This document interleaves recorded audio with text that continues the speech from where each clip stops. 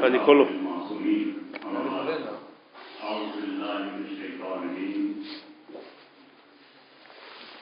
Verily, the religion with Allah is Islam.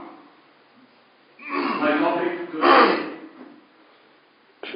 we are going to talk about Islam, the religion of peace, love, justice, and reasoning. That was actually this is quite a right topic.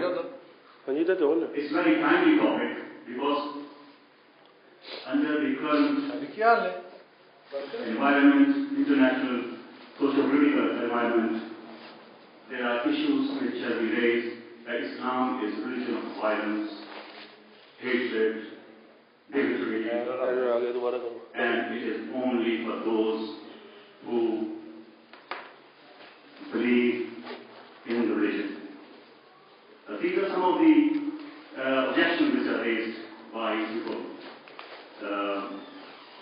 All across, of course, media has played its part. There has been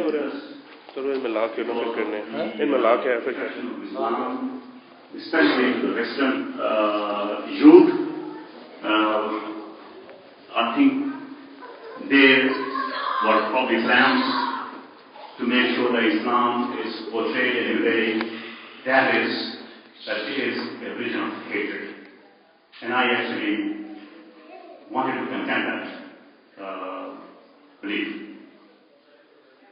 If you look at Islam, the very first issue which is raised is Islam is intolerant. That is, you talk to anybody, because I talk to a lot of people, students in university, I talk to people from all walks of life, and I think the image you get, they say Muslims are very intolerant. Can I say this to all those who think Islam is intolerant? Islam, in Surah Al-Kafirun, very concisely, there's the last verse in Surah Al-Kafirun says, Lakum deenukum waliyadeen. For you is your religion, for me is my religion. I don't disturb you, you don't disturb me. In fact, this is the extreme of tolerance. That you live in an Islamic society. If you obey the laws of that society, you have actual rights in that society, in Islamic society. I mean, to be honest, if you compare, because I've lived in UK, most of us been living there for most of our lives, and we see the society we've seen. The way they adopted their culture, their setup, political setup, their social system, support system, if you look at it, I mean, Islam talks about this. Islam is really a religion of tolerance. In the sense, if you look at Islam is a religion of mercy. If you look at the way Islam talks about Allah subhanahu wa ta'ala, if you look at all the surahs, with the exception of one, out of 114 surahs, Quran starts, all the surahs start with Bismillahir Rahmanir Rahim, in the name of Allah, the most merciful, the most compassionate. So a religion, Quran which states over and over, after Quran will note that there is more mention of mercy and compassion of Allah in Quran than anything else. If you should, a Muslim or believer in Islam should not lose hope of salvation right till the end. It's a religion of hope. It's a religion of peace. And if you look at the greatest title which Allah has bestowed upon the last prophet, peace be upon him and his family, that is, he is Rahmatul Alameen. Allah is Rabbul Alameen, and the prophet, peace be upon him, Rahmatul Alameen, he is the mercy of mankind. Now people say Islam is a religion for Muslims only. It doesn't talk about human beings. Actually, anybody who does not believe, Allah hates him or her. Allah actually admonishes the non-believers. Maybe that is the case. But if you look at the teaching of Islam, it starts with Bismillahir Rahmanir Rahim. Alhamdulillahi Rabbil Alameen. Praise the Rabb of Alameen, the sustainer of Alameen, then he finishes with the very last verse, Kul A'udhu Birabbin Nas, Malik Nas, Ilah Nas, Min Sharri al-Waswasati Nas, Alladhi yuwaswisu fi sudurin Nas min al-jinnati wan Nas, and finish the word Nas, the mankind.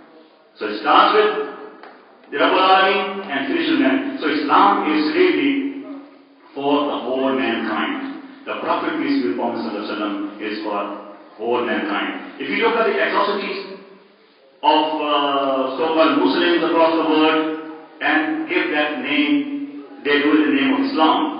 Yes, true, they do it. But they are portraying Islam from their own point of view. If you look at the Islam, Imam Hussain Islam stood up for what?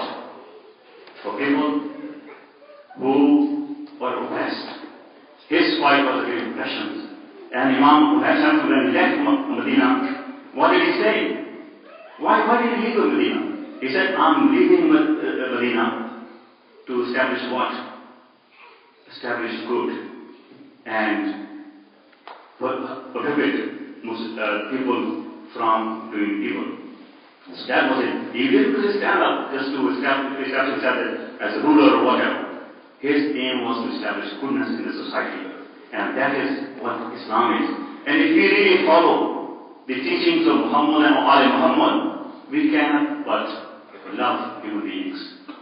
Islam has no place for hatred, except the actions of the oppressors and actions of those who create hatred. Islam, there's no place for hatred. It's the reason of blessing. I tell you what, you must watch this, it is on the internet, the debate which took place in May, 23rd of May, at Oxford University. Actually, the very topic was Islam, the religion of peace. I think you must watch it. Simply because if you look at the conclusion of that, at the end of that debate, with all the scholars sitting in the debating hall, the results were a resounding victory for the motion. Most of them were non-believers. They did not believe in Islam. But the way it was discussed in intellectual surroundings, they all understood. Most of them, at least 2/3 of the people, voted for the motion. So if you explain in a way that people understand what Islam is, in an intellectual manner, they will understand you. But if you are trying to think, we have to bring, let me conclude, we have to bring Islam into our lives. One of the Imams said, I think somebody went to see him, yeah Imam, I'm leaving this city, I'm going somewhere, I'm going to live somewhere else. Can you tell me how do I preach Islam? What did Imam say? He said, go and live there like one of our fathers. That is all you have to do. We don't have to make long speeches, trying to convince people to be yes, Islam. If you live practically as good Muslims, I think that is the best preaching. That is what you should do. I think, in the end, I would say, there's the same famous prayer which we say, Oh Allah, let me just say these words, just to conclude. I think set time, so I'm prepared for it, lecture for 20-30 minutes. But I'll just conclude. It says, O Allah, you are peace. From you originates peace, and to you the peace returns. So Islam really is a peace, it's a religion of peace, tranquility, love, justice. And to establish justice, just one last example. One of the claims which I think we could put on Islam is the laws are barbaric. I'll give you one final example. They say, chop the hands of slaves, stoning of such and so and so.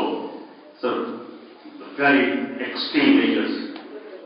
But if I quote same thing from the Holy Bible, because I used to be Bible when I was at school, we sort of I actually enjoyed reading Bible. You should read it. Although there are changes, but there are a lot of good stuff in there. And it says in one of the chapters in Bible, so what's the punishment for stealing in Islam? Chop hands. And Jesus says to his disciples, listen very carefully. He says, if your right eye sins, go to it off and throw it away. If your right hand sins, cut it off and throw it away. It is better for you to lose a part of your body in this world than have the whole body put in the hell and the hereafter. See, Islam is nothing new which Prophet Muhammad wrote. It is a continuation of right from Adam to the last prophet in the form of messengers, Anbiya, Rusul. But it was completed with the ayah, very famous ayah which we all know. It was in perfection with the last revelation in the form of the Quran. It is the same religion which Hazrat Ibrahim believed, Hazrat Musa believed, Hazrat Isa believed, and it was perfected with the final revelation which says, Salam alaikum. It simply, I think we all know this because this is part of our faith. We know the final revelation. It says, just to remind you of our younger youth here, this day I have perfected the religion for you, completed my favor upon you, and have chosen Islam for your religion. So I think it is not that Prophet Muhammad wrote totally something new. It is a continuous, because society progressed and religion progressed, and we were completed with the final revelation in the form of the Quran and with the declaration which I've just mentioned. May Allah help us to practice what we believe and the good examples to Islam, and may Allah reward us for good deeds we do. وآخر دعوانا إن الحمد لله رب العالمين. صلى الله عليه وسلم.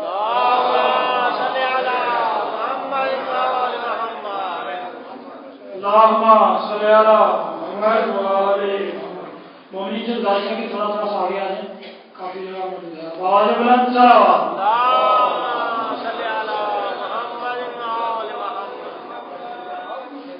اللهم صل على محمد وآل محمد. اللهم صل على محمد وآل محمد. نعرہ تکبیر، نعرہ رسالت، نعرہ حیدری، آواز بلند صلوات. اللهم صل على محمد وآل محمد. بغض علی کی راہ سے لوٹ آئیے جناب، بغض علی کی راہ سے لوٹ آئیے جناب، ایسا نہ ہو کہ بعد میں پچھتائیے جناب. ثانی علی کا لائیے تاریخ میں کوئی، ثانی علی کا لائیے تاریخ میں کوئی، ورنہ کہیں پہ ڈوب کے مر جائیے جناب. آواز بلند صلوات.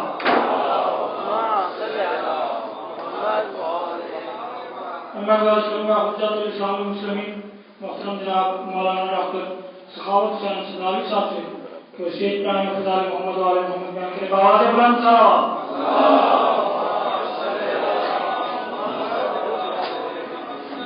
نعرہ تکبیر، اللہ اکبر، نعرہ رسالت، یا رسول اللہ، نعرہ حیدری، حسینیہ، زندہ باد، یزیدیہ، مردہ باد. آواز بلند صلوات. اللہم صل علی محمد وآل محمد.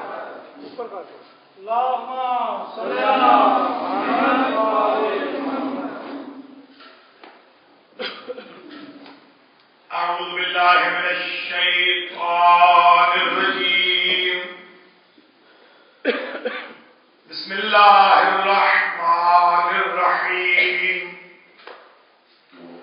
الحمد لله الذي لا يبلغ مدحته القائلون ولا يحصي نعماءه العادون ولا يؤتي حقه المجتهدون الذي لا يدركه بعد الهمم ولا يناله غوص الفتن الذي ليس لصفته حد محدود ولا نعت موجود ولا وقت معدود ولا أجل ممدود فطر الخلائق بقدرته ونشر الرياح برحمته وبتت بالصخور بيضان أرضه أول الدين معرفة الجبار الصلاة والسلام على السيد المكي المدني العربي القرشي الحاشمي الأبطحي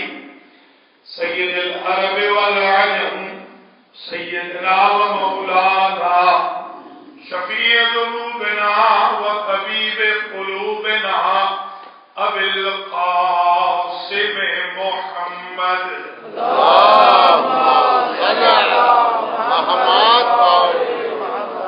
ثم الصلاة والسلام على أهل بيته الطيبين الطاهرين المعصومين المنتجبين الذين أذهب الله عنهم الرجس وطهرهم تطهيرا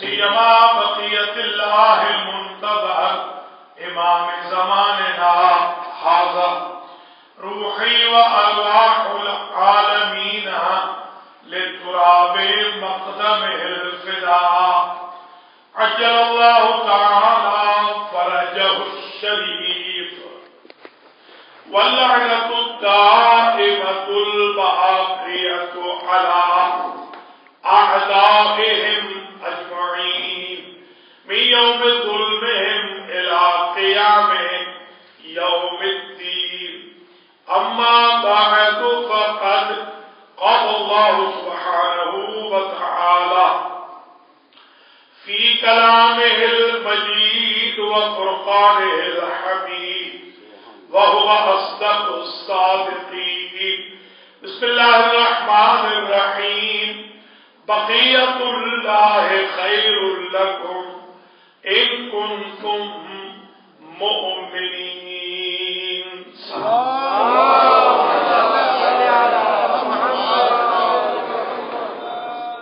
قابل قدر جناب مولانا محترم و ڈاکٹر پروفیسر طاہر شاہ صاحب والسادات المؤمنین مؤمنات الحسین مسجد و امام بارگاہ چیتن مانچسٹر میں 1435 ہجری کے عشرہ محرم الحرام کی آج تیسری مجلس اذان اور ہم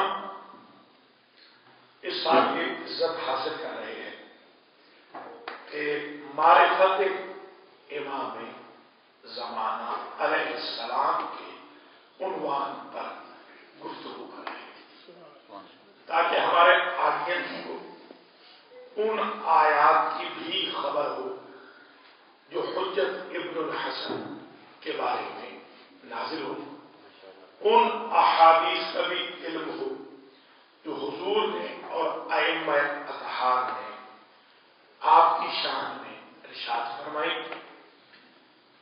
ملاقات حضرت حجت کے طریقوں اور سلیقوں کی بھی آگاہی ہو، زمانے کے امام کے حضور میں 24 گھنٹے رہنے کا سلیقہ بھی معلوم ہو۔ گویا یہ اشرا یوں سمجھ لیجیے کہ من المہد الی الظہور، گہوارے سے لے کر امام کے عہد طفولیت سے لے کر ظہور تک کے حالات پر محیط ہے، کیونکہ امام زمانہ علیہ السلام کے بارے میں ہماری اردو کی زمین میں کام بہت کم ہوا، اس لیے میں نے یہ عنوان آپ کی خدمت میں منتخب کیا۔ ماشاءاللہ۔ ایک آیت جو امام مہدی علیہ السلام کے بارے میں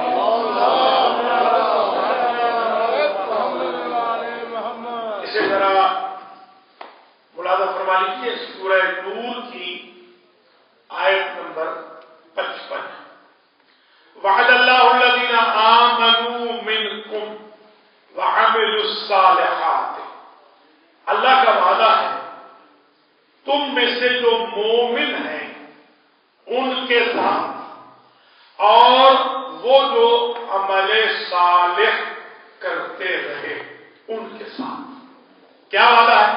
لَيَسْتَخْلِفَنَّهُمْ فِي الْأَرْضِ كَمَا اسْتَخْلَفَ الَّذِينَ مِنْ قَبْلِهِمْ.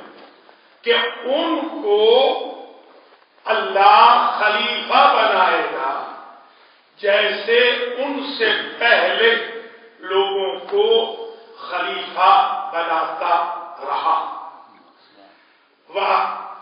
اب یہ سمجھنے کی بات یہ ہے کہ وعدہ ان سے ہے جو ماضی کے مومن ہیں اور ماضی کا عمل صالح کرنے والے ہیں، اور ان کے لیے اللہ پسند کرے گا دینہم الذی ارتضی لہم وَلَيُمَكِّنَنَّ لَهُمْ دِینَهُمُ الَّذِي ارْتَضَىٰ لَهُمْ.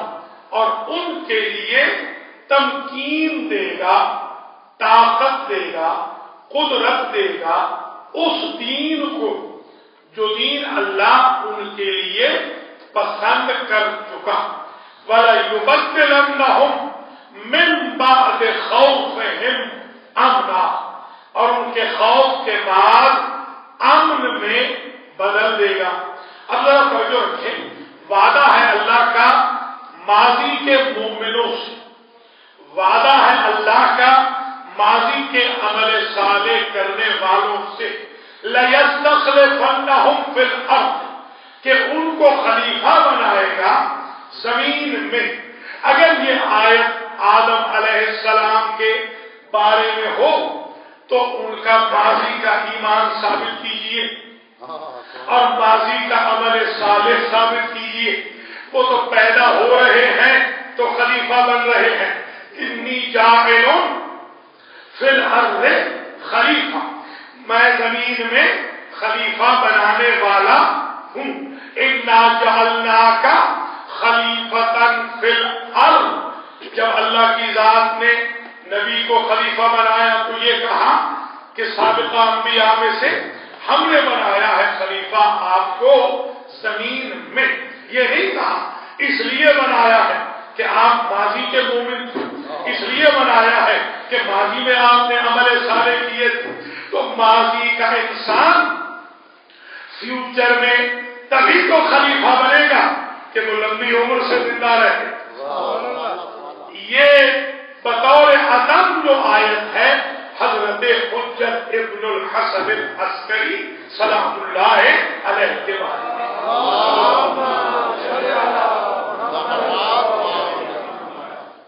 اب اس کی دلیل بھی سن لیجیے. وَلَيُمَكِّنَنَّ لَهُمْ دِينَهُمُ الَّذِي ارْتَضَىٰ لَهُمْ.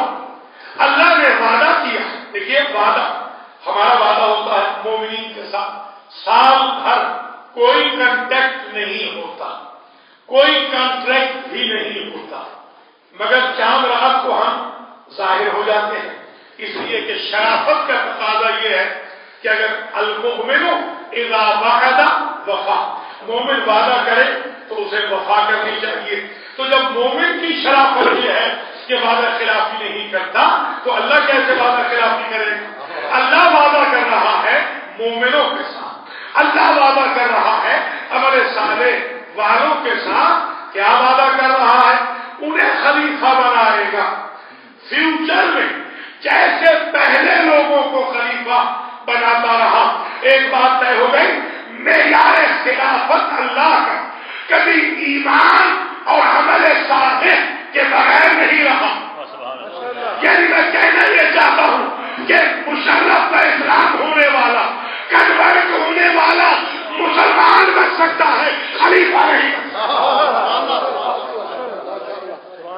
اس کے لیے ضروری ہے، خلیفہ کے لیے ضروری ہے کہ وہ کنورٹڈ نہ ہو. اس لیے کوئی نبی کنورٹ کنورٹڈ نہیں، کوئی امام کنورٹڈ نہیں، کوئی ولی اللہ کنورٹڈ نہیں، حضرت داؤد خلیفہ ہے تو کنورٹڈ نہیں، حضرت ہارون خلیفہ ہے تو کنورٹڈ نہیں، حضرت آدم خلیفہ ہے تو کنورٹڈ نہیں۔ ایک مسئلہ آج تیسری مجلس میں طے ہو گیا، امت مسلمہ چاہے جسے خلیفہ مان لے، کنورٹڈ کو خلیفہ نہیں ماننا چاہیے۔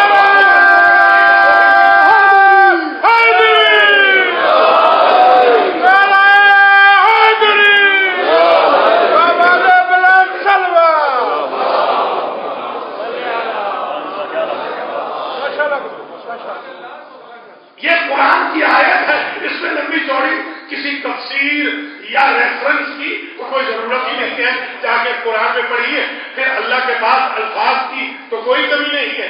اللہ یہ فرما رہا ہے وعد اللہ الذین آمنوا منکم، وہ جو تم میں سے، یہ من تبعیضیہ ہے، ذرا دیکھیے گا، من تبعیضیہ ہے۔ اب تو انٹرنیٹ پہ اعراب القرآن سارے کے سارے ہیں، آپ وہاں بے شک اس آیت کو سورہ نور کی آیت نمبر 55 کو ٹائپ کر کے پوچھئے، انٹرنیٹ سے پوچھئے، اپنے کمپیوٹر سے کہ اس من کا اسٹیٹس کیا، تو وہ لکھے گا من تبعیضیہ۔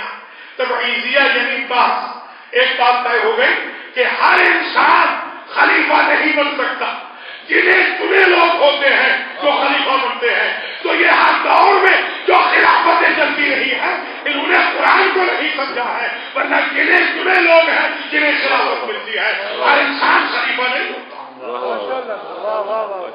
یہ جو آج کل مشہور ہوتا ہے دنیا میں کہ اللہ کا خلیفہ ہے انسان، وہ خلیفہ سے مراد یہ ہے کہ نمائندہ ہے، ورنہ وہ خلافت جو منصب الہیہ ہے اس کے لیے ضروری ہے کہ وہ پاسٹ میں مومن ہو، یعنی کنورٹڈ نہ ہو، وہ پاسٹ میں عمل صالح کرے۔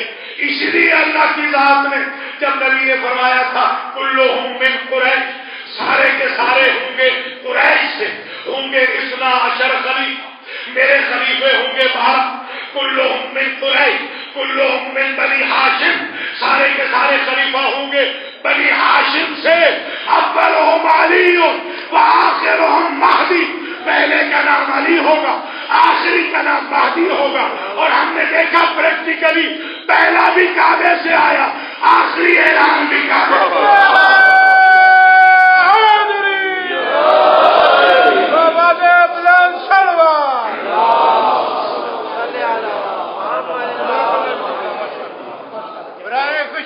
امام علی علیہ السلام بلند تر صلوات۔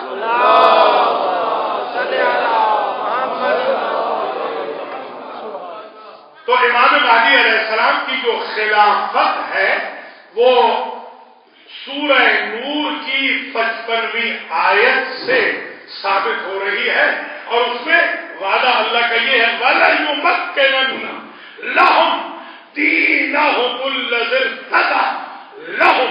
دیکھیے دو مرتبہ یہ جو لہم آیا ہے، اور اللہ تمکنت دے گا، اللہ اقتدار دے گا، اللہ حکومت دے گا، اللہ پاور دے گا، ان کے دین کو پاور ملے گی، وہ دین جو اللہ نے ان کے لیے چن لیا ہے۔ ارتضا ماضی ہے، فعل مجہول بنتا ہے مرتضی، جیسے استفا ماضی ہے، فعل مجہول بنتا ہے مصطفیٰ۔ کیا کہنا اس خاندان کا کہ اس خاندان میں مصطفیٰ بھی ہے، مرتضیٰ بھی ہے، مصطفیٰ بھی ہے، اور جو ان کا دین ہے وہ بھی مرتضیٰ۔ ان کی ذوات مقدسہ اور دین میں یہ عجب کنیکشن آ رہا ہے کہ یہ بھی مرتضیٰ، دین بھی مرتضیٰ، یہ بھی چنے ہوئے اور ان کا دین بھی چنا ہوا۔ اب ایک بات سمجھ میں آ گئی، یہ جو خلیل نے کہا تھا الیوم اکملت لکم دینکم، آج کے دن میں نے تمہارے دین کو مکمل کیا۔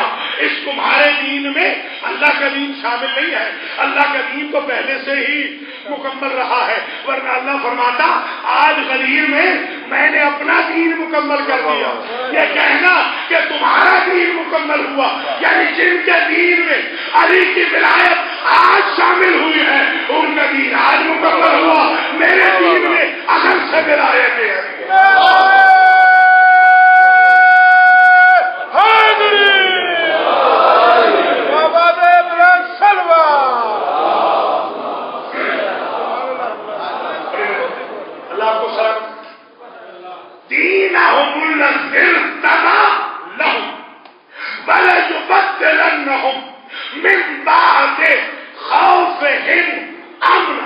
اور یہ وہ خلیفے ہیں اللہ کے کہ جن پر مسلسل خوف رہا ہے، اللہ ان کے خوف کو امن میں بدل دے گا۔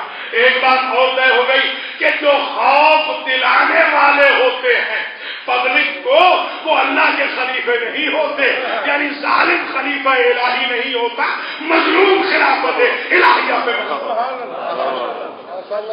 خلیفہ کو مظلوم ہونا چاہیے۔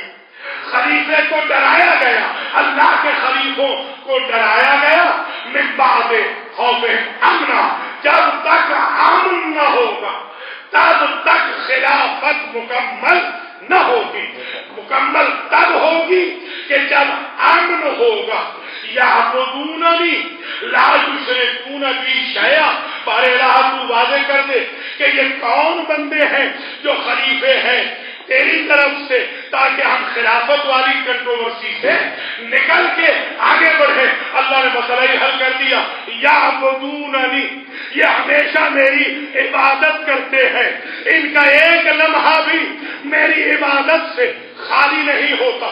لا یشرکون بی شیئا، اور یہ ذرہ برابر شرک نہیں کرتے۔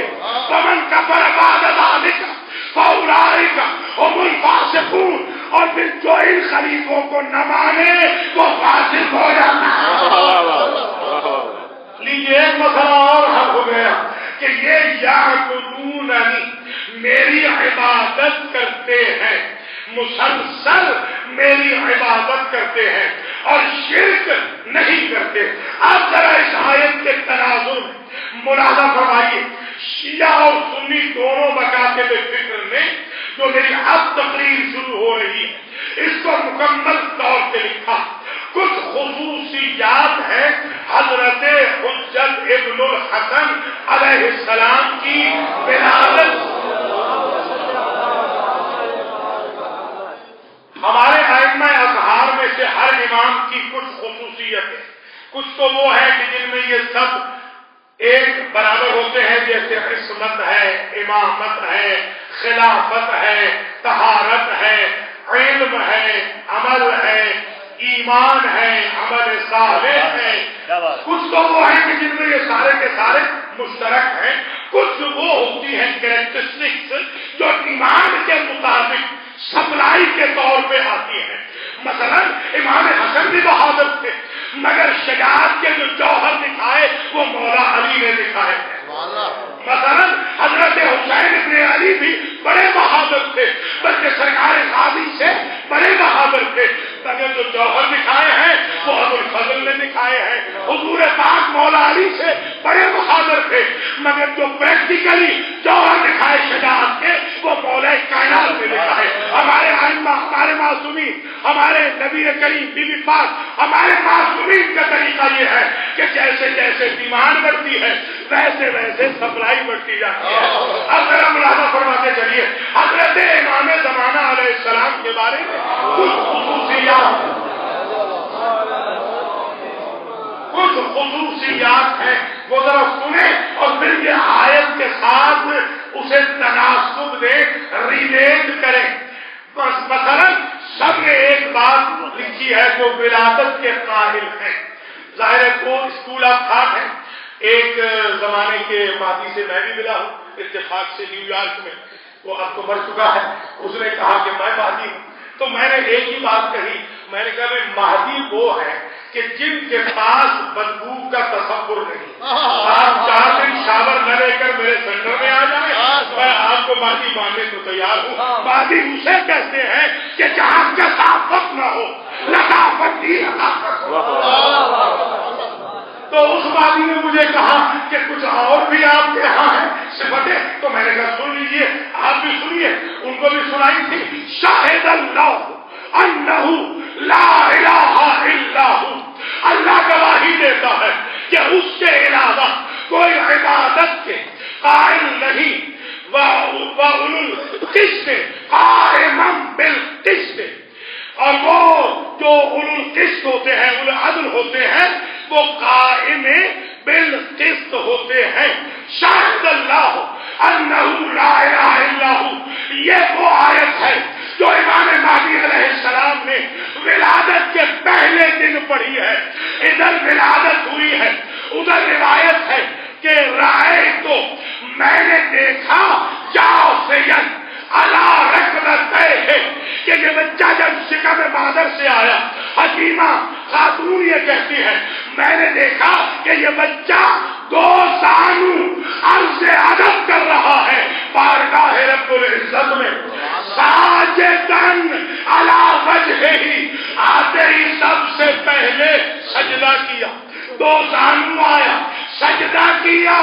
رافعا صبابتیہ الی السماء، اور بچے نے دونوں انگلیاں شہادت کی بڑھا دی آسمان کی طرف، اور یہ پڑھا جو ابھی میں عرض کر رہا ہوں، اشہد ان لا الہ الا اللہ وحدہ لا شریک لہ.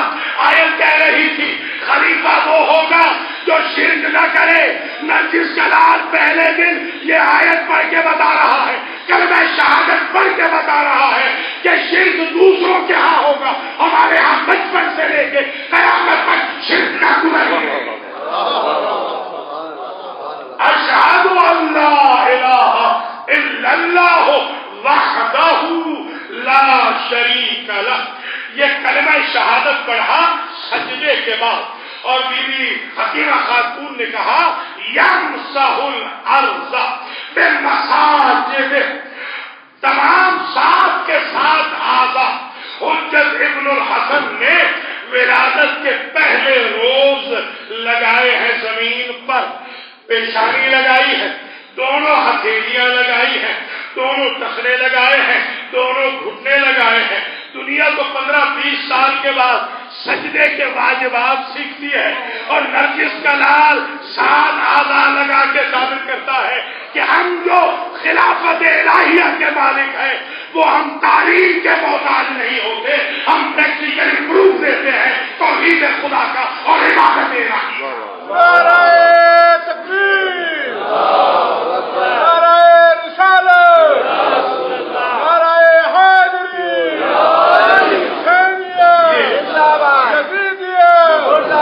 آواز بلند سلوات. یہ ایک کوٹیشن، وہ جو بعد میں کوٹیشن آئے گی وہ اولو العلم قائما بالقسط والی، ابھی وہ بھی عرض کروں گا، اسی طرح مکمل کر لوں کہ پہلے روز، آج انشاءاللہ تقریر ذہن میں رکھیے، پہلے روز کی خصوصیتیں اور، تیسرے روز کی خصوصیتیں اور، 7ویں روز کی خصوصیتیں اور، 10ویں روز کی خصوصیتیں اور، 40ویں روز کی خصوصیتیں اور. اگر میں نے یہ خصوصیتیں سمجھا لی تو تیسری مجلس کی جو محنت ہے وہ طہارت ہو جائے گی. دنیا کو پتہ چل جائے کہ جو اللہ کے خلیفے ہوتے ہیں وہ کس طرح پیدا ہوتے ہیں، ان کی ابتدا کیا ہوتی ہے، ان کی انتہا کیا ہوتی ہے، ان کی تطہیر کیا ہے. حکیمہ خاتون یہ کہتی ہے کہ میں نے دیکھا نظیف منظف، میں نے خوشبو محسوس کی، بڑی عجیب خوشبو تھی بچے کے پاس سے. میں یہ تصور کر رہی تھی ہمیں بچے کو پاک کرنا پڑے گا، بچہ ہمارے ذہن صاف کرتا ہوا آیا ہے، اللہ کی طرف سے خوشبو آیا ہے، طاہر و مطہر آیا ہے. ایک بات طے ہو گئی، یہ ویسے نہیں ان کے جب کعبہ میں پیدا ہو گئے، اگر کثیف ہوتے تو پیدا نہ ہوتے، نصیب تھے اس لیے پیدا کہ اللہ کی ذات نے کیا کہا کہ وہ شرک نہیں کرتے، میری عبادت کرتے ہیں. امام نے پہلے عبادت کی، پہلے سجدے میں سر رکھا، اور اس کے بعد شرک کے خلاف کلمہ شہادت کو پڑھا. ذرا سنیے کلمہ شہادت کیا پڑھا، اگر توجہ ہو تو میں سارا کلمہ آج آپ کو سنا دوں تاکہ آپ یہ کلمہ بھی لے کے جائے. ایک کلمہ امت کا ہوتا ہے, ایک کلمہ اہل بیت کا ہوتا ہے. امت کا کلمہ ہے اشہد ان لا الہ الا اللہ وحدہ لا شریک لہ واشہد ان محمدا عبدہ ورسولہ. یہ امت کا کلمہ ختم ہو گیا. اب ذرا اہل بیت کا کلمہ سنیں. پہلے روز نرجس کے لال نے کہا اشہد ان لا الہ الا اللہ وحدہ لا شریک لہ واشہد ان جدی محمد عبدہ ورسولہ. میرے جو جد رسول ہیں, وہ میرے جو جد محمد ہیں وہ اللہ کے رسول ہیں. یہ وہی اعلان تھا جو فاطمہ الزہرا نے مطالبہ فتح میں کیا تھا, جب منبر پہ بیٹھنے والے نے کہا کہ ہم میں اور آپ میں فرق کیا ہے, تو بی بی نے کہا تمہاری کوئی عورت یہ کلمہ نہیں پڑھ سکتی اشہد ان ابی محمد رسول اللہ. یہ صرف رسول کی بیٹی پڑھ سکتی ہے.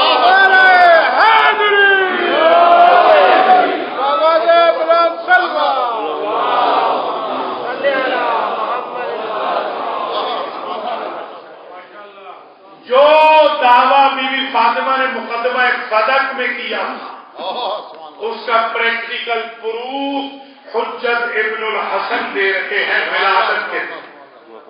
پہلا دن ہے ولادت, یہ کلمہ امام پڑھ رہے کہ میرے جو جد رسول ہے محمد ہے وہ اللہ کے رسول ہے. وَأَنَّ أَبِي عَلِيًّا وَلِيُّ اللَّهِ, اور جو میرے بابا ہیں علی. سبحان اللہ. کوئی سمجھے ہے آپ حضرات؟ جو میرے بابا علی ہیں وہ اللہ کے ولی ہیں. جو میرے بابا علی ہیں وہ اللہ کے ولی ہیں. ایک صاحب نے مجھ سے کہا کہ آپ کلمہ پڑھا کر کہیں ہمارے مذہب میں امینڈمنٹ تو نہیں کر رہے. میں نے کہا جو قاطع بدعت ہے وہ علی کا کلمہ پڑھتا ہوا پیدا ہوا ہے. امام زمانہ تو کلمہ علی کا پڑھ کے آ رہے ہیں, اور پھر یہی کلمہ نہیں, اہل بیت کا کلمہ سنیے گا. وَأَنَّ الْحَسَنَ وَلِيُّ اللَّهِ وَأَنَّ آبَائِي الْحُسَيْنَ بْنَ عَلِي وَعَلِيَّ بْنَ الْحُسَيْنِ وَمُحَمَّدَ بْنَ عَلِي وَجَعْفَرَ بْنَ مُحَمَّدَ وَمُوسَى بْنَ جَعْفَرَ وَعَلِيَّ بْنَ مُوسَى وَمُحَمَّدَ بْنَ عَلِي وَعَلِيَّ بْنَ مُحَمَّدَ وَأَبِي الْحَسَنِ بْنَ عَلِي اولیاء اللہ.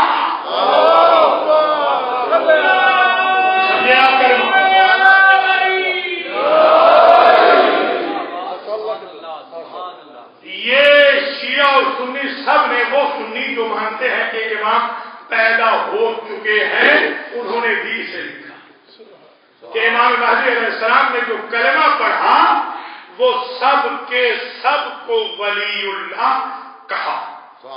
سب کے سب ولی اللہ ہے. حضرت حجت ابن الحسن کی زبان مقدس سے اب ایک بات طے ہو گئی, یعبدوننی لا یشرکون بی شیئا. وہ ہوتے ہیں جو عبادت کرتے ہیں میری, مسلسل عبادت کرتے ہیں. لا یشرکون بی شیئا, اور شرک ذرہ برابر بھی شرک نہیں کرتے. بات پتہ چل گئی. خلیفہ وہ ہوتا ہے جو کبھی شرک نہ کرے. جو کنورٹڈ ہوتا ہے وہ کبھی تو شرک کر چکا ہوتا ہے. قرآن کہہ رہا ہے خلیفہ وہ ہوگا جو ذرہ برابر کبھی شرک نہ کرے. اب جنہوں نے خود اعتراض کیا کہ ہمارے دل میں شرک ایسا چلتا ہے جیسے چونٹی چلتی ہے, انہیں سب کچھ بنا لو, خلیفہ کو لا لو. اس لیے کہ معیار خلافت یہ ہے کہ ایک لمحے کے لیے بھی اس نے شرک نہ کیا ہو اور ایک لمحے کے لیے عبادت ترک نہ کی. اب آیت جب اینڈ ہو رہی ہے تو اور بڑا مسئلہ حل ہوگا. یہ آپ نے کلمہ کو سماعت کر لیا. ابھی میں وہ آیت بھی پڑھوں گا جو حضرت حجت نے پڑھی, بلکہ 30ویں دن, 7ویں دن, 10ویں دن, 40ویں دن, جلدی ذرا آج کی تقریر سونے تاکہ آپ کو اندازہ بھی ہو کہ کیا ریسرچ ورک آگے انشاءاللہ آنے والا ہے.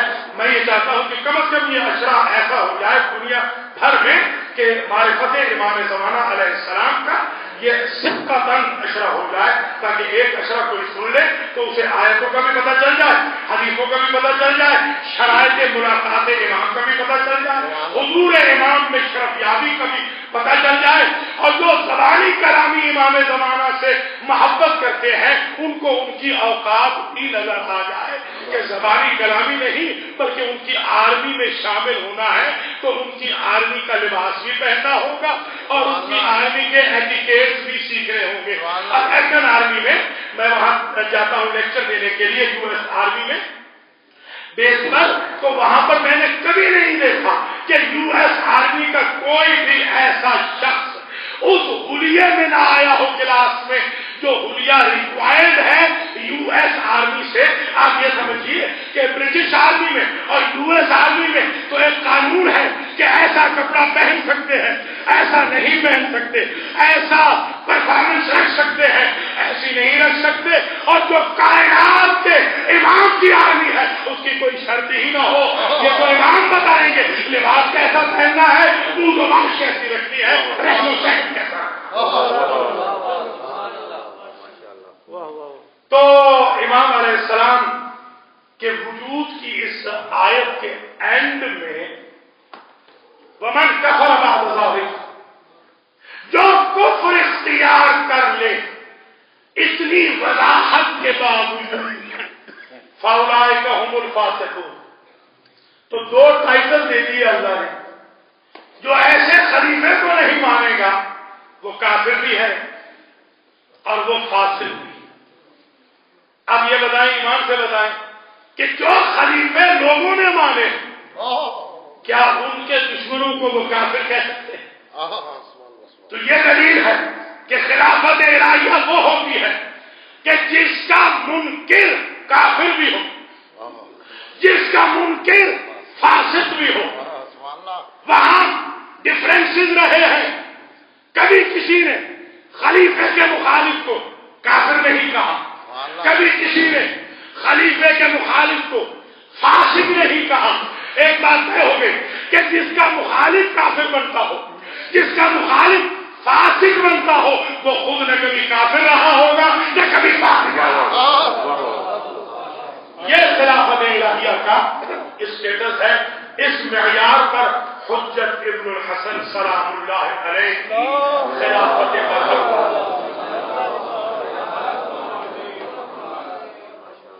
اب ذرا یہ بھی سماعت فرما لیجیے کہ تیسرے روز حضرت امام مہدی علیہ السلام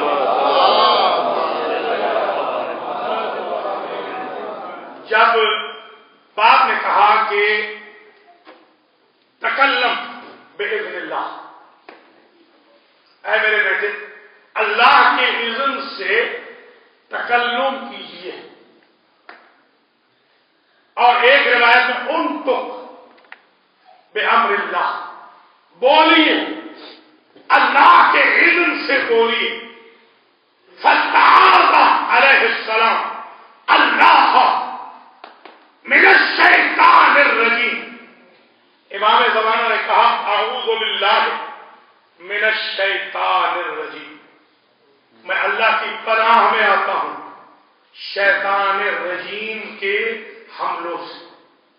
یہ استعاذہ وہ کرتے ہیں جن کا شیطان سے کوئی رشتہ نہ ہو، شیطان سے پوری وہ اختیار کرتے ہیں جو شیطان کے ممنون نہ ہو، جن کا شیطان سے کوئی ربط و ضابط نہ ہو۔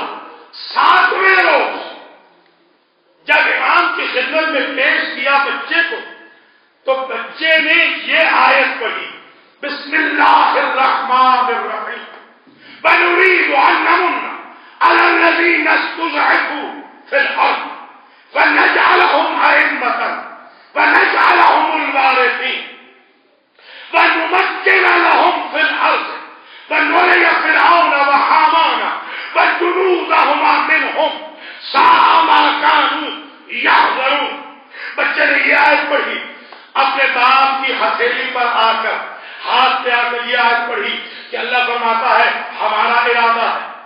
دیکھیے مرضی ہے اللہ کی، جو ارادہ کرے، کبھی ارادہ کرتا ہے کہ ان کو پاک رکھے، کبھی ارادہ کرتا ہے کہ ان کا غصب واپس کرائے، کبھی ارادہ کرتا ہے انہیں خلیفہ بنائے، کبھی ارادہ کرتا ہے انہیں امام بنائے۔ آپ کون ہوتے ہیں ارادہ الہی میں، مشیت الہی میں دخل اندازی کرنے والے؟ یہ خالق و مخلوق کا مسئلہ ہے۔ اب اگر کسی کے بزرگوں کے بارے میں اللہ کا ارادہ نہ ہو، اس میں ہمارا تو کوئی قصور نہیں۔ وَنُرِيدُ أَن نَّمُنَّ عَلَى الَّذِينَ اسْتُضْعِفُوا فِي الْأَرْضِ، ہمارا ارادہ ہے کہ ہم احسان کریں گے ان پر جنہیں لوگوں نے مظلوم بنا دیا زمین میں، اور ان کو وَنَجْعَلَهُمْ أَئِمَّةً، ان کو ہم بنائیں گے امام۔ پہلے خلافت کی مظلومیت ثابت ہوئی، اس آیت میں حجت ابن الحسن نے تیسرے روز پڑھ کے ایک مسئلہ اور حل کر دیا کہ امام کبھی ظالم نہیں ہوگا، امام ہمیشہ مظلوم ہوگا۔ ایک بات یہ بھی طے ہو گئی کہ امام اسے نہ بنانا جو ظالم ہو، امام ہمیشہ مظلوم ہوگا۔ کچھ القاب وہ ہیں کہ جو امام زمانہ کے دنیا چرا نہیں سکتی، ان میں سے ایک رقم ہے امام زمانہ۔ کسی نے اپنے آپ کو جھوٹے امام نے امام زمانہ نہیں کہا، کسی نے اپنے آپ کو ولی الامر نہیں کہا، کسی نے اپنے آپ کو حجت ابن الحسن نہیں کہا، کسی نے اپنے آپ کو عبد صالح نہیں کہا۔ یہ کچھ القاب وہ ہے، صاحب الزمان، کائنات میں نرجس کے لال کے علاوہ کوئی دوسرا ہی نہیں۔ ملازم فرما رہے ہیں یہ بات تو ایسی خصوصیتیں ہیں کہ دشمن بھی چرا نہ سکے۔ جس طرح امیر المومنین کا لقب چرایا جاتا رہا، مگر مولا علی کا امام المتقین کا کوئی نہ چرا سکا۔ اس لیے امام بنتے رہے، صاحب بنتے رہے، مگر نہ کوئی صاحب زمان بن سکا، نہ کوئی امام زمانہ کہنا سکا۔ یہ عزت صرف امام زمانہ علیہ السلام کو اللہ کی ذات نے عنایت کی ہے۔ وَنَجْعَلَهُمْ أَئِمَّةً، ہم مظلوموں کو امام بنائیں۔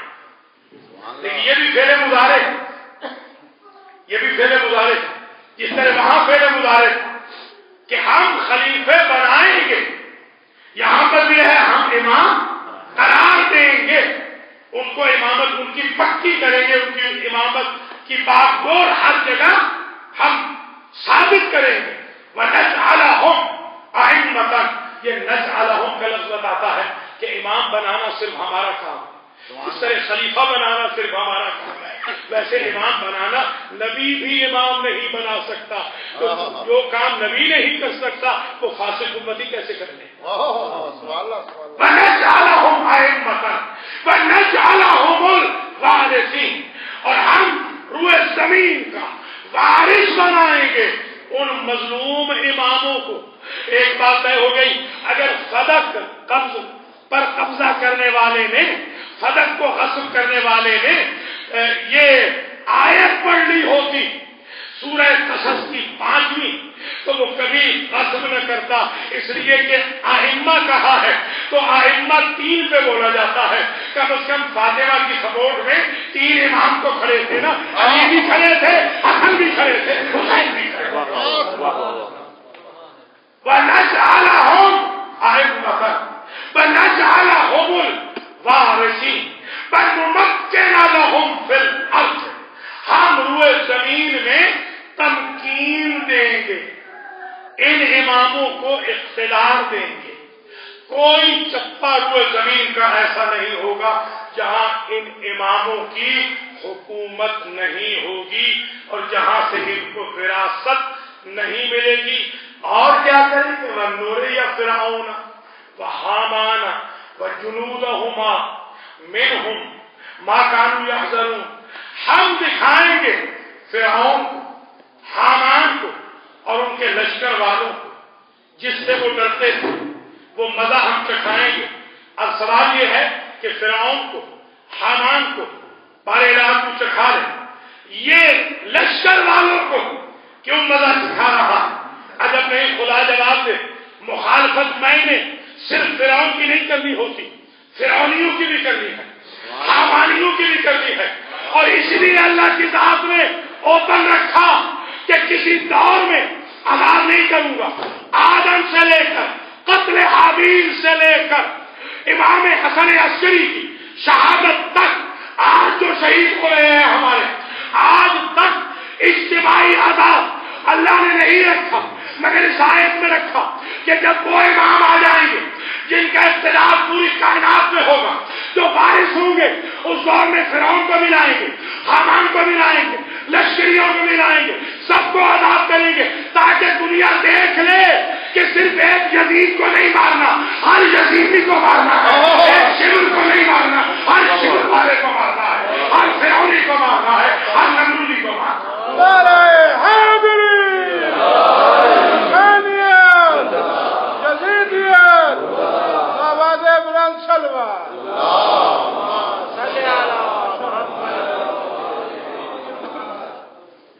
اب ساتویں اور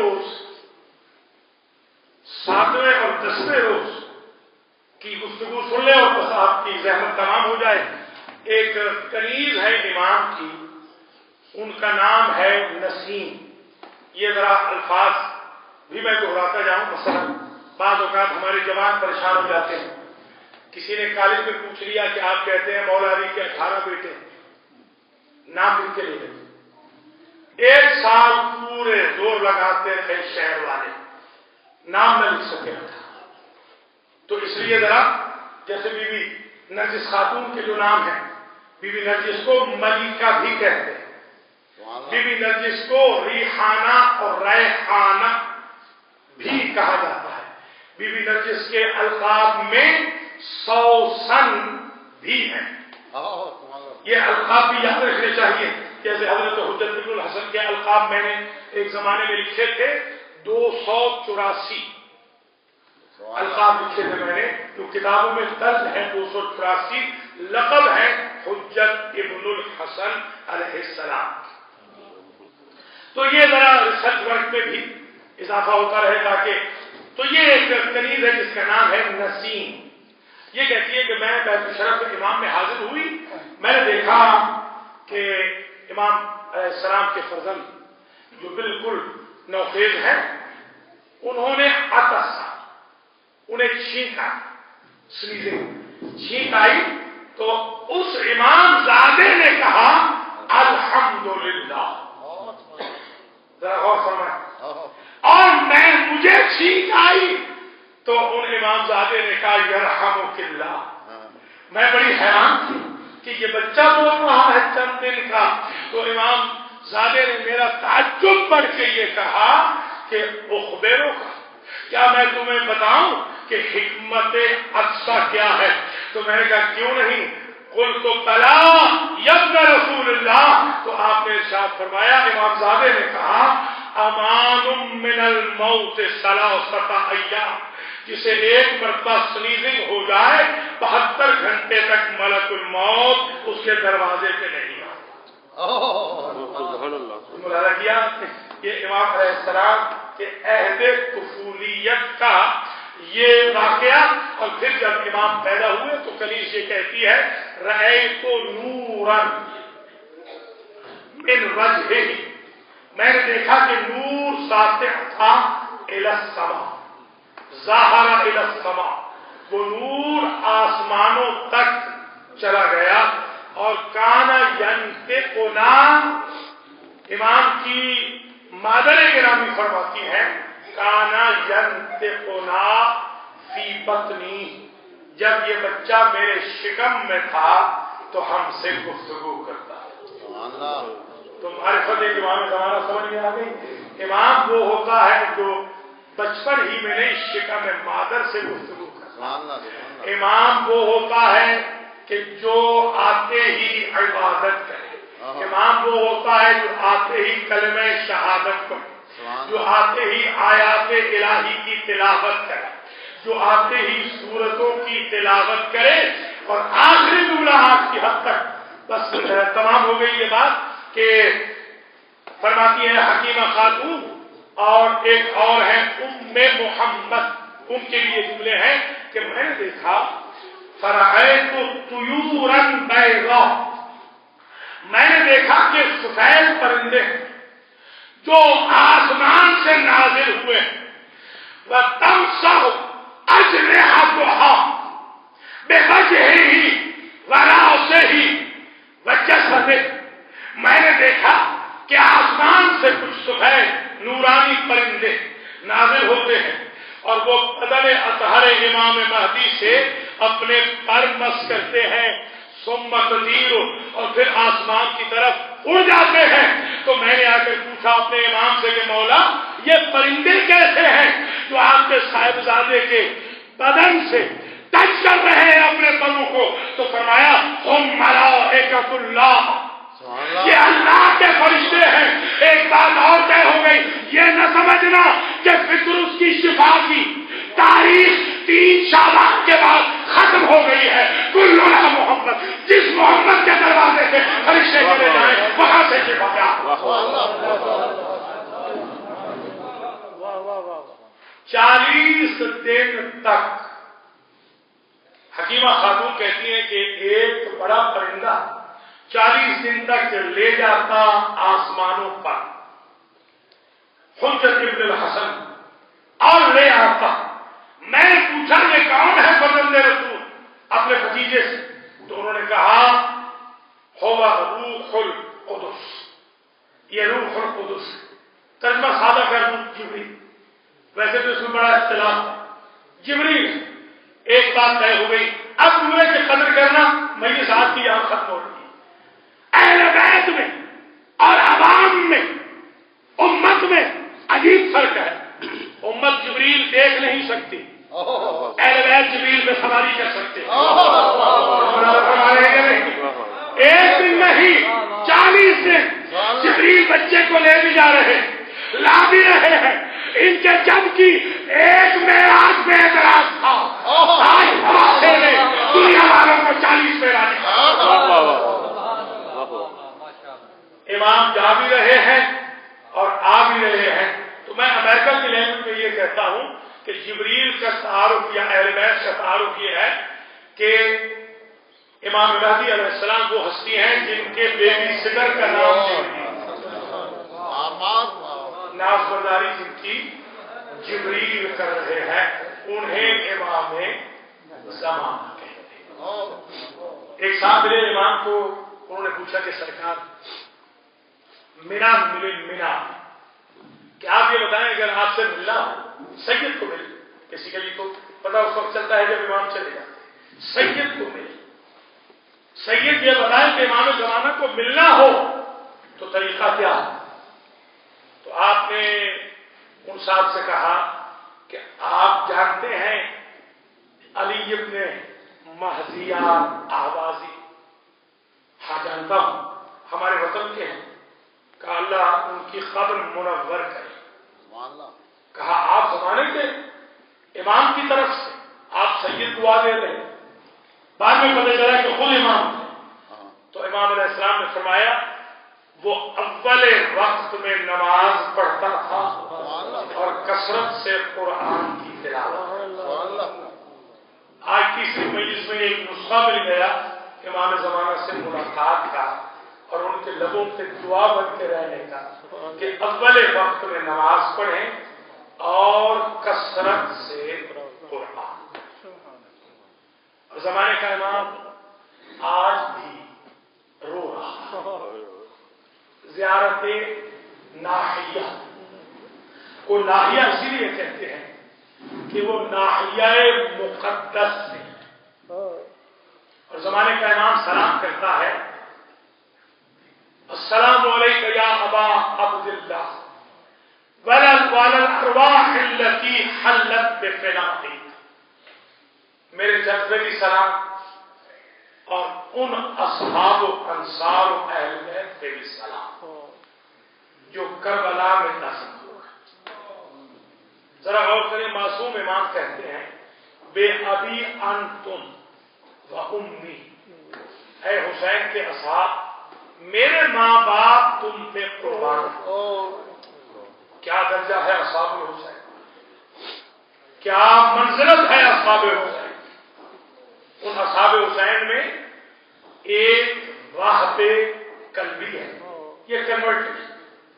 اس کی ماں کو مریم خواب میں ملی، سفر کر رہا تھا، 9 بیاہ کا دولہا اپنی دلہن کے ساتھ، ماں کے ساتھ سفر کر رہا کہ راستے میں مریم اس کی ماں کو خواب میں ملی، اور مریم نے کہا کہ فاطمہ کا بیٹا کربلا کے بن یک کا اترا. قریب آئے، آواز سنی، وہاں قلبی سے کہا ماں نے مجھے لگتا ہے تعبیر مریم آ گئی، یہی وہ ہے. پوچھا من انت؟ انا حسین بن علی، میں حسین بن علی ہوں. کہا آپ مباہلہ والی فاطمہ کے بیٹے؟ عیسائیوں میں بڑا احترام تھا مباہلہ والی فاطمہ کی اولاد. بلکہ میں آج سے کچھ 14-15 سال قبل ایجپٹ کا، مصر کا جو سب سے بڑا چیف پرسٹ تھا، اسے ملا تھا جس نے مجھے سارے نظام کے دور کی بائبل دی تھی. آج بھی میرے پاس موجود، جہاز میں ملاقات ہو گئی، اور جب اسے میں نے بتایا کہ میں مباہلہ والی فاطمہ کے بیٹے کا ذاکر ہوں، تو یقین کریں اس نے میری پیشانی کو عرب تھا، اور اس نے کہا نسل بعد نسل ہمارے آباء و اجداد یہ کہتے تھے کہ مباہلہ والی فاطمہ کی اولاد کا ذکر کرنے والوں کی رسپیکٹ یہ درجہ تھا. تو بعد میں جب پوچھا کہ آپ مباہلہ والی فاطمہ کے بیٹے ہیں، تو حسین ابن علی نے کہا ہاں. تو بعد میں اس نے جہاد لیا. کربلا کے واقعے میں صرف ایک خاتون شہید ہوئی ہے، اور وہ اعزاز ام وہب زوجہ عبداللہ، صرف کنورٹڈ ہے. یہ کریم خاندان ہے، اس کے لیے لمبی چوڑی انویسٹمنٹ کی ضرورت نہیں ہوتی. ان کی نظر رحمت پڑ جائے تو یہ خود کو بھی علیہ السلام. تو یہ ذرا ذہن میں رکھ لیجیے. آج کی جو مجلس ہے، میں چاہتا ہوں کہ انصار حسین میں پھر بھی پڑھوں، کیونکہ اب تاریخوں کے مطابق چلوں گا. کل سے حضرت مسلم کا ذکر کروں گا، اس لیے میں آج یہ چاہتا ہوں آج بھی کچھ انصار حسین کا ذکر ہو، اور پھر انشاءاللہ بعد میں بھی 4 کو بھی انصار حسین کا تذکرہ آئے گا. آج میں چاہتا ہوں ذرا وہب کے بارے میں سن لیجیے کہ وہب کا جب سر کٹا تو سر کاٹ کے قاتل نے جسارت کر کے وہب کی ماں کی طرف بھیجا اور کہا کہ بیوی یہ تمہارے بیٹے کا سر ہے. خدا کی قسم جائز استقلال وہب کی ماں نے اس نے سر اٹھایا اور قاتل کی طرف پھینک کے کہا ہم شریف ہیں، صدقہ واپس نہیں لیں. کیا کہنا وہب کی ماں. اللہ اکبر. ایک دوسرا میں نے ارباب مخاطب کا مصائب المعصومین کی کتاب ہے، اس میں پڑھایا گیا، وہ بھی سن لیجیے کہ جب وہب چلنے لگے تھے تو وہب کی زوجہ وہب سے کہتی ہے کہ وہب ایک احسان کر دے کہ حسین ابن علی اس دن کے لیے آپ قربان ہو رہے ہیں. ظاہر ہے کہ یہ تو ان کی بہن رسول زادیاں ہیں، تو یقیناً ان کی تو کوئی انسلٹ نہیں کرے گا. لہذا حسین ابن علی سے کہہ کے مجھے ذرا حسین کے اہل حرم کے خیموں تک پہنچا ہے. بس یہ جملہ جب حسین ابن علی سے کہا تو آپ نے تو چیخ نکل گئی. کہا اپنی زوجہ سے کہنا میری بہنوں اور اہل حرم کا حال کوئی اچھا نہ ہوگا. میری شہادت کے بعد خیمے لوٹ لیے جائیں گے، چادریں چھین لی جائیں گی، میرے بچوں کو تماچے مارے جائیں گے. وہب کی ماں چلی چوب ہاتھ میں لیے ہوئے اور وہ بھی شہید ہوئی. اور بس ایک جملہ اور سن لیجیے.